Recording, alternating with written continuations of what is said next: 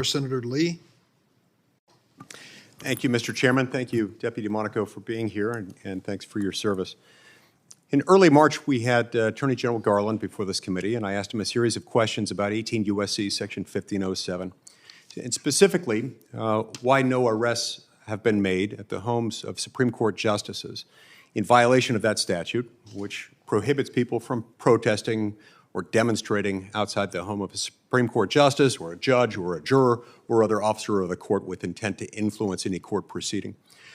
His answer was succinct, but amounted to the effect that the marshals are on the ground, and the marshals have full authority to arrest under any federal statute, including Section 1507.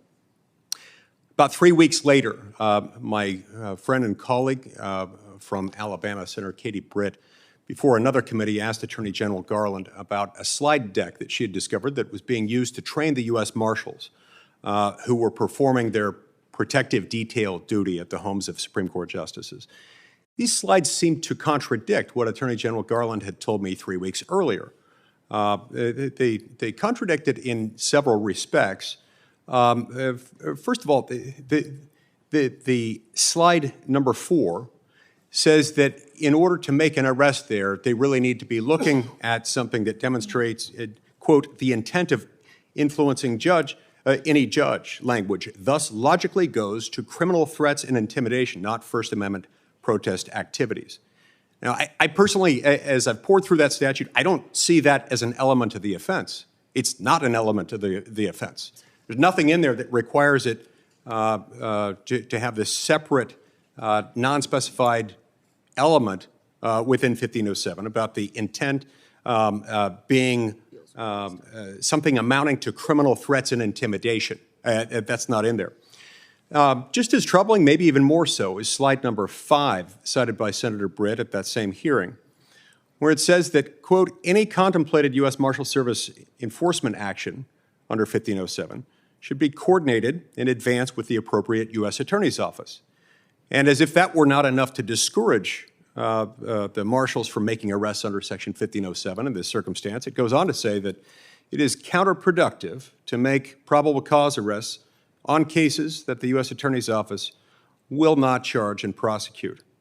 So I've been wondering, how exactly is it considered to be the full authority to arrest people under Section 1507, as the Attorney General has described, if you have to get pre-clearance first to do it, and if you're adding an additional element, one not found in the United States Code?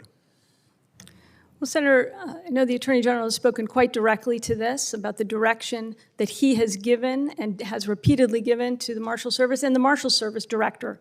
When he was asked about these slides, by the way, he was not aware of them. Were you aware of them? Were you aware of them before they were given to the Marshal Service to train marshals on how to protect the homes of Supreme Court justices? No, Senator, but I also know that the Marshal Service Director has been very clear that he is will regularly review the training provided to the Deputy U.S. Marshals, who continue to this day to provide 24/7 protection for the justices, their homes, their property, at the unprecedented direction of Attorney General Garland last year. This has never happened before in the history of the department. I understand that, but I'm asking about the enforcement of Section 1507. Now, you're the Deputy Attorney General. Under the organizational chart of the Department of Justice, you have supervisory authority, oversight over the U.S. Marshal Service. Is that right? That's correct. And so you're saying you had not seen these slides before the marshals were trained on it? That's I assume you've reviewed them since then? I've seen the slides that you referenced that Senator Britt showed to the Attorney General. And have you discussed them with Attorney General Garland? I have not, Senator, but I would like to make very clear the direction the Attorney General gave to the Director of the U.S. Marshal Service, who himself has indicated that he has been told repeatedly by the Attorney General that he has full authority to enforce all federal laws, including 1507, as long as he's prioritizing, and the Deputy U.S. Marshals are prioritizing the life, the safety, the protection of the property of the justices, which is... Under any of the other federal statutes under which they're authorized to make an arrest on the ground, have they added an additional non-statutory element to the offense, or have they required pre-clearance with the U.S. Attorney's Office prior to making a probable cause arrest? Well, Senator, without necessarily adopting your interpretation of the slides, the director of the Marshal Service has been very clear. He's going to regularly review that training. He's got all the authority repeatedly given to him and directed by the Attorney General to enforce federal law.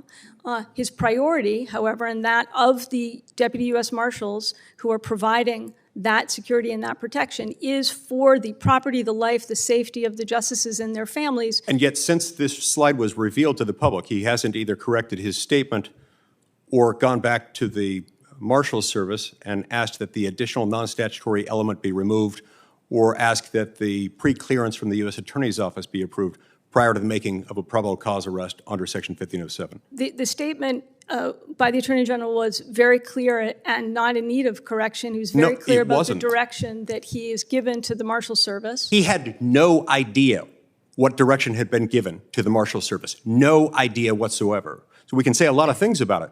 It was not clear, and he hasn't cleared it up, and it's rather inconsistent with what he told us in front of this committee.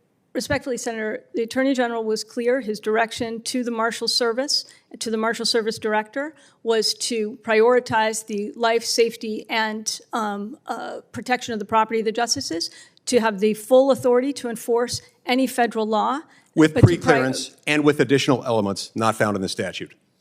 Respectfully, Senator, that was not the Attorney General's testimony. That was not his statement, his direction to the Well, he wasn't aware director. of it. It couldn't be in his statement. He didn't know about it. Not when he talked to me, not when he talked to my colleague, Katie Britt. I see my time's expired. Thank you, Mr. Chairman.